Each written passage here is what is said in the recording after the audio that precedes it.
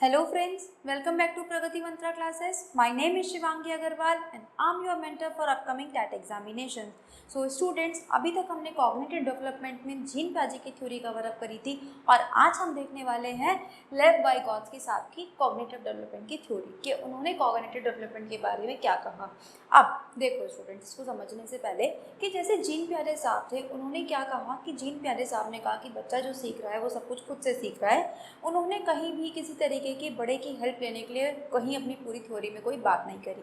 लेकिन जो हमारे वाइगोत्स्की साहब थे ये कहते थे कि नहीं, ये जीन प्याजे से बिल्कुल उल्टा तरीके से सोचते थे और ये कहते थे कि नहीं, बच्चा जो भी चीज़ें सीखता है, बच्चे का जितना भी संज्ञानात्मक विकास है वो उसके सोशल इंटरेक्शन की वजह से हो रहा है, यानी कि वो सब होता है उसके सामाजिक अंतःक्रिया की वजह से। सामाजिक अंतःक्रिया यानी कि जिसे उन्होंने नाम दिया सोशल इंटरेक्शन। यानी कि इन्होंने एक बात बोली कि बच्चा अपने एनवायरनमेंट से जितनी भी चीज़ें सीख रहा है वो कहीं ना कहीं इसी वजह से सीख पा रहा है कि उसका अपने समाज में किसी तरह की वो अंत्याक्रिया कराए, चाहे वो अपने पेरेंट्स के साथ करे, चाहे वो अपने से बड़े स्टूडेंट्स के साथ करे, चाहे वो अपने साथ के बच्चों के साथ करे, कैसे भी करे, लेकिन कहीं ना कहीं वो किसी ना किसी के साथ अंत्याक्रिया करेगा, तभी उसके जो संज्ञानात्मक विकास है वो अच्छे से हो पाएगा। इसीलिए स्टूडेंट्स, इनकी जो कॉग्निटिव थ्योरी है उसको हम एक नाम से और जानते हैं जिसको बोलते हैं socio culture theory. Socio cultural theory. आपको कई जगह कॉग्निटिव डेवलपमेंट नाम ना देके आपको सीधा सीधा ये पूछा जाता है या ये दिखाया जाता है कि लेव वाइगोत्स्की साहब ने इसमें कौन सी थ्योरी दी थी, तो वहाँ पे आपको कॉग्निटिव ऑप्शन ना देके ऑप्शन देगा सोशियो कल्चर थ्योरी, जिसे हम हिंदी में बोलते हैं सामाजिक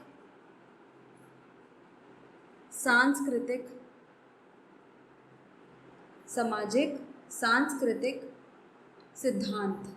याद रखिएगा, पहला क्वेश्चन तो यहीं से बन जाता है कि वाइगोत्स्की साहब की थ्योरी का क्या नाम था। अब ध्यान रखिएगा, जिस तरीके से जो जीन प्याजे थे वो हमारे स्विट्ज़रलैंड के साइंटिस्ट थे, साइकोलॉजिस्ट थे, यानी कि स्विस साइंटिस्ट थे, इसी तरीके से जो वाइगोत्स्की साहब थे ये हमारे रशियन साइकोलॉजिस्ट थे। ये बात हम याद रखेंगे, पहली बात तो ये। अब देखो स्टूडेंट्स, इन्होंने अपनी थ्योरी में क्या बात बोली, जैसे कि उन्होंने क्या किया था, अपनी थ्योरी को स्टेजेस में डिवाइड कर दिया था। यहाँ पे वाइगोत्स्की साहब ने किसी तरीके की कोई स्टेजेस नहीं दी, उन्होंने सीधे सीधे कुछ कॉन्सेप्ट दिए अपनी थ्योरी में जिनके बारे में हमें पढ़ना है। इन्होंने क्या कहा कि जो बच्चा होता है वो जैसे जैसे अपने समाज के साथ जितना ज़्यादा अंतःक्रिया करेगा उतना ही जल्दी से उसका विकास होगा और उतना ही तेज़ी से वो चीज़ों को सीख पाएगा। और इसी के साथ साथ उन्होंने क्या करा, उन्होंने कुछ वर्ड दिए, जैसे कि उन्होंने दिया LAD, फिर उन्होंने दिया LPD। ये कुछ वर्ड्स थे जो कि उनकी थ्योरी में हमें देखने को मिलते हैं। क्या, अब इसका मतलब क्या है, इसका मतलब था लेवल ऑफ एक्चुअल डेवलपमेंट, ठीक है। और इसका मतलब क्या था, लेवल ऑफ पोटेंशियल डेवलपमेंट। ये दो वर्ड्स इन्होंने दिए हमारे पास, एक्चुअल डेवलपमेंट का और पोटेंशियल डेवलपमेंट का। एक्चुअल डेवलपमेंट का यहाँ पे लेवल का क्या मतलब है कि बच्चा वास्तविक किस स्तर पर है विकास के, मतलब ध्यान रखिएगा स्टूडेंट्स, ये एक्चुअल डेवलपमेंट हमारी वो स्टेज होती है जहाँ पे बच्चे को किसी भी तरह की किसी भी पर्सन से कोई हेल्प की ज़रूरत नहीं होती, यानी कि इस लेवल पर बच्चा खुद अपने आप जितना भी विकास वो अपने लिए कर पाया है उसको हमने बोला LAD, यानी कि लेवल ऑफ एक्चुअल डेवलपमेंट। फिर एक वर्ड उन्होंने दिया लेवल ऑफ पोटेंशियल डेवलपमेंट, मतलब उन्होंने क्या बताया कि एक तो हो गया बच्चे का एक्चुअल विकास जहाँ पे वो बिना किसी की हेल्प के है, लेकिन एक जगह ऐसी भी हो सकती है कि अगर कोई उसकी हेल्प करे तो बच्चा उस विकास के क्षेत्र से आगे निकलकर इस विकास के लेवल तक पहुंच सकता है, यानी कि ये कौन सा स्तर है, जहाँ तक उसका संभावित विकास जहाँ तक उसका हो सकता है। जैसे कि आप लोगों ने भी देखा होगा कि आपने मान लो घर में कोई काम करना शुरू करा, ठीक है, फॉर एग्जाम्पल जब हम लोगों ने मान लो घर में पहली बार खाना बनाना शुरू करा होगा तो कुछ चीज़ें तो ऐसी होंगी कि हमने बिना किसी की हेल्प के कर ली होगी, ठीक है। लेकिन अब अगर किसी ने हमारी हेल्प उसमें से कर दी, ठीक है, तो हम उस डिश को अच्छे से बना पाते हैं, यानी कि वो हो गया हमारा पोटेंशियल डेवलपमेंट कि भाई हम उस डिश को बना सकते थे। लेकिन उस डिश को बनाने के लिए जब हमारी किसी ने हेल्प करी तो उसे क्या बोला गया, उसे बोला गया MKO। इसमें कुछ टर्म्स हैं, जैसे कि हमने जीन पियाजे के थ्योरी में भी कुछ टर्म्स के बारे में देखा था, तो यहाँ पे भी हमें कुछ चीज़ों के बारे में याद रखना पड़ेगा। तो देखो स्टूडेंट्स, अब क्या हुआ, यहाँ पे हमारे पास ना एक खाली गैप बन गया। ये खाली गैप ने क्या काम करा, ये खाली गैप वो गैप था कि जहाँ पे हमें किसी की मदद लेनी पड़ी, यानी कि ये एरिया ऐसा डेवलप हो गया कि जहाँ से बच्चे को क्रॉस करने के लिए किसी की हेल्प लेनी पड़ेगी। मतलब हमें क्या करना पड़ेगा, इन दोनों लेवल्स के बीच में एक ब्रिज बनाना पड़ेगा। ठीक है, तो अब देखो वो उस ब्रिज को बनाने का काम कौन करेगा, उस ब्रिज को बनाने का काम कोई भी कर सकता है जो कि उस क्षेत्र में उस बच्चे से ज़्यादा नॉलेज रखता हो। जैसे कि मैंने क्या बताया, इसको ध्यान से सुनिए कि ज़रूरी नहीं है कि वो बच्चे से ज़्यादा एज का हो या कम एज का हो, इस बात से कोई फ़र्क नहीं पड़ेगा। बस इतना पता होना चाहिए कि बच्चा जिस क्षेत्र में अटका है, ठीक है, तो जो दूसरा जो व्यक्ति है जो उसकी हेल्प कर रहा है वो उसे ज़्यादा नॉलेजेबल है उस एरिया में। तो इस एरिया को हमने क्या बोला students, zone of proximal development, zone of proximal development. ठीक है, जिसको कि हम शॉर्ट फॉर्म में जानते हैं ZPD, यानी कि हमारा वो जोन है जिसमें बच्चे को किसी ना किसी की हेल्प लेनी पड़ेगी, और वो जो किसी की हेल्प लेगा वो कौन होता है, MKO। अब ये MKO क्या है, MKO का मतलब है मोर नॉलेजेबल अदर, मतलब एक ऐसा कोई भी व्यक्ति जिसको कि उस एरिया की ज़्यादा नॉलेज है। ठीक है, अब ये जो मोर नॉलेजेबल अदर आया, MKO आया, इसने क्या करा, इसने बच्चे को हेल्प दी। अब इस हेल्प को वाइगॉत्स्की साहब ने एक बहुत अलग नाम से बताया हमें, जिसको हम बोलते हैं स्कैफोल्डिंग। स्कैफोल्डिंग का इन्होंने क्या मतलब बताया, स्कैफोल्डिंग का मतलब होता है हेल्प करना। लेकिन अब देखिए स्टूडेंट्स, यहाँ पे जो हमें हेल्प मिली, यानी कि यहाँ पे जो MKO ने इस बच्चे की हेल्प करी, वो ऐसा नहीं है कि वो सारा काम आगे खुद ही कर देगा, नहीं। इसमें क्या होता है कि हम बच्चे को छोटे छोटे हिंट्स प्रोवाइड करते हैं। ठीक है, जो उसको हेल्प है ना वो थोड़े थोड़े पार्ट्स में प्रोवाइड करी जाएगी। हम कोशिश करते हैं कि बच्चे की हेल्प यहाँ पे हम कम से कम करें और बच्चा उस एरिया में काम ज़्यादा से ज़्यादा करे। इसी चीज़ को बोला जाता है स्कैफोल्डिंग। यहाँ पे ऐसा नहीं होता कि पूरी की पूरी हेल्प आपकी एक साथ कर दी जाएगी, नहीं। जो आपको हेल्प प्रोवाइड कराई जानी है वो छोटे छोटे पार्ट्स में डिवाइड करी जाएगी, ताकि बच्चा खुद से भी कोशिश करे उन चीज़ों को सीखने की। मतलब हमें क्या करना है, हेल्प को कम से कम रखना है और रिजल्ट को ज़्यादा से ज़्यादा रखना है। इसी चीज़ को हमने बोला स्कैफोल्डिंग। तो हमने अभी तक क्या सीखा, हमने सीखा LED के बारे में, LPD के बारे में, ZPD के बारे में और स्कैफोल्डिंग के बारे में। क्या बताया सबसे पहली चीज़ मैंने, कि यहाँ पे होता है लेवल ऑफ एक्चुअल डेवलपमेंट, यानी कि एक ऐसा क्षेत्र होता है जहाँ पे बच्चा बिना किसी की हेल्प के पहुँच जाता है। लेकिन अब एक जगह ऐसी आ गई कि अब जहाँ पे बच्चा आगे नहीं जा सकता। जैसे कि फॉर एग्जांपल आप मान लो कि इस तरीके से ना दो पहाड़ हैं, ठीक है, और आपको क्या करना है, अब इनके बीच में ना खाई है और आपको इस पहाड़ से इस पहाड़ तक जाना है। ठीक है, अब आप नीचे से चढ़ चढ़ के आए यहाँ तक तो पहुँच गए, लेकिन अब आपको समझ में नहीं आ रहा कि इस पहाड़ से मैं इस पहाड़ तक कैसे जाऊँ। तो आप सब लोगों ने ना उड़न खटोले ज़रूर देखे होंगे, जो हमने ऋषिकेश में चंडी देवी के मंदिर में देखे हैं। तो अभी क्या करेगा, उस उड़न खटोले की हेल्प से वो यहाँ से यहाँ पर पहुँच गया। ठीक है, तो क्या हुआ कि ये तो था उसका LED, यहाँ पे पहुँचने के बाद वो क्या हो गया, LPD, और ये जो उड़न खटोले ने उसकी हेल्प करी, ये क्या थी हमारे पास, स्कैफोल्डिंग एक तरह की। ठीक है, तो यही हमें यहाँ पे समझाया गया कि बच्चे को एक्चुअल डेवलपमेंट से पोटेंशियल डेवलपमेंट तक ले जाने का जो काम करता है, ये कौन करता है, मोर नॉलेजेबल पर्सन करता है। अब बात आती है कि आखिर ये मोर नॉलेजेबल पर्सन कौन हो सकते हैं। तो देखिए स्टूडेंट्स, यहाँ पे मैंने आपको पहले भी बताया कि जो MKO है हमारे पास, यानी कि जो हमारे पास मोर नॉलेजेबल पर्सन है, ये कौन कौन हो सकते हैं, ये या तो उस बच्चे के टीचर्स हो सकते हैं, ये या फिर उस बच्चे के पेरेंट्स हो सकते हैं, ये या तो उस बच्चे का पीयर ग्रुप हो सकता है, यानी कि जो उसके साथ में रहने वाले हैं, या फिर उस बच्चे के नेबर्स भी हो सकते हैं, यानी कि उस बच्चे का आस पड़ोस भी हो सकता है। बस बशर्ते कि उस फील्ड में उस पर्सन को से ज़्यादा नॉलेज होनी चाहिए, तो हम बोल देते हैं कि वो कौन है, उसका MKO है। आई होप यहाँ तक चीज़ें क्लियर होंगी। अब देखिए, ये सब चीज़ें तो उन्होंने बता दी, इसके साथ ही साथ ना ये जो हमारे वाइगॉत्स्की साहब थे, इन्होंने एक बहुत प्यारा कॉन्सेप्ट हमारे CDP को दिया, वो था हमारे पास रेसिप्रोकल टीचिंग। Reciprocal teaching.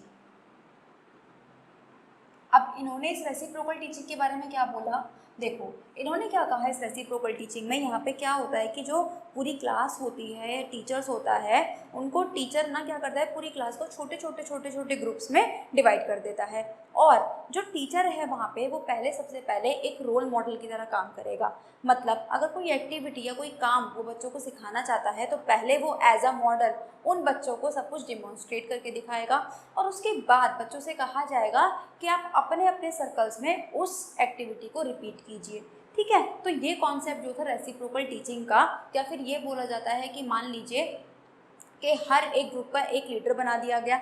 अब उस बच्चे को बोला गया कि जैसे आपके टीचर ने इस एक्टिविटी को परफॉर्म करके दिखाया, इसी तरीके से आपको भी अपने ग्रुप में इस एक्टिविटी को परफॉर्म करना है। तो इसी कॉन्सेप्ट को बोला गया रेसिप्रोकल टीचिंग। तो यहाँ से हमें एक बात समझ में आई कि हमने क्या कर दिया, बच्चों का कोलैबोरेशन कर दिया, यानी कि बच्चों को हमने क्या करा, एक दूसरे की सहायता से हमें पढ़ने के लिए बोला।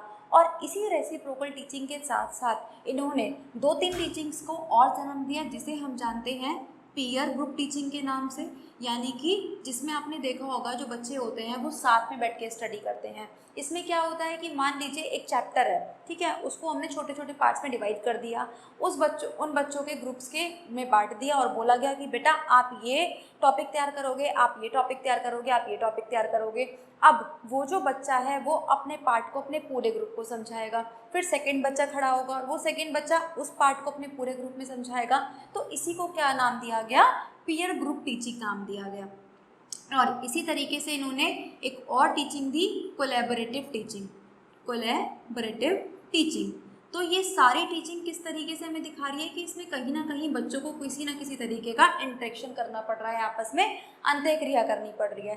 तो वाइगॉट्स के साथ बार बार यही चीज़ बोलते रहे कि जितना अच्छा बच्चा इंटरेक्शन कर पाएगा उतनी ही अच्छा उसका संज्ञानात्मक विकास हो पाएगा। इसी थ्योरी की हेल्प से उन्होंने कुछ और चीज़ें भी हमें प्रूव करके दी। उन्होंने बताया कि मान लीजिए कि कोई अगर छोटा बच्चा है और उसके जो पेरेंट्स हैं वो बचपन से ही, ठीक है, और उसकी एज के अकॉर्डिंग उसको कुछ साइंटिफिक एक्टिविटीज़ में इन्वॉल्व रखते हैं। ठीक है, मतलब जैसे वो जब बच्चा छोटा था तो उसको उन्होंने धीरे धीरे एयर के कॉन्सेप्ट, उसको वाटर का कॉन्सेप्ट, ठीक है, जैसे कि हम लोगों ने देखा होगा, हम लोगों ने अपने घरों में भी महसूस करा होगा कि जब हम मान लो हमारे बाल्टी में पानी रखा हुआ है, ठीक है, उस पर अगर हम मग्गा रख देते हैं प्लास्टिक का तो वो तो तैरता है, लेकिन वहीं अगर उसमें कोई हम स्टील का बर्तन डाल दें तो वो डूब जाता है। तो इससे क्या पता चला, हमें डेंसिटी के बारे में पता चला। तो ऐसी अगर छोटी छोटी चीज़ें पेरेंट्स जो होते हैं बच्चे के साथ घर में भी करते हैं, उसको घर में भी सिखाते हैं, तो ऐसे बच्चों का जो संज्ञानात्मक विकास है वो ज़्यादा अच्छे से हो पाता है। और यही चीज़ उन्होंने प्रूव करी कि भाई अब देखो कॉग्निटिव डेवलपमेंट तो सब बच्चों का हो रहा है, लेकिन अगर पेरेंट्स उनके साथ अंतःक्रिया कर रहे हैं तो उन बच्चों का कॉग्निटिव डेवलपमेंट ज़्यादा अच्छे से हो पा रहा है। इसीलिए इन्होंने सामाजिक अंतःक्रिया पर, सोशो कल्चर थ्योरी पर बहुत बहुत जोर दिया, बहुत बहुत उसको इम्पोर्टेंस दी।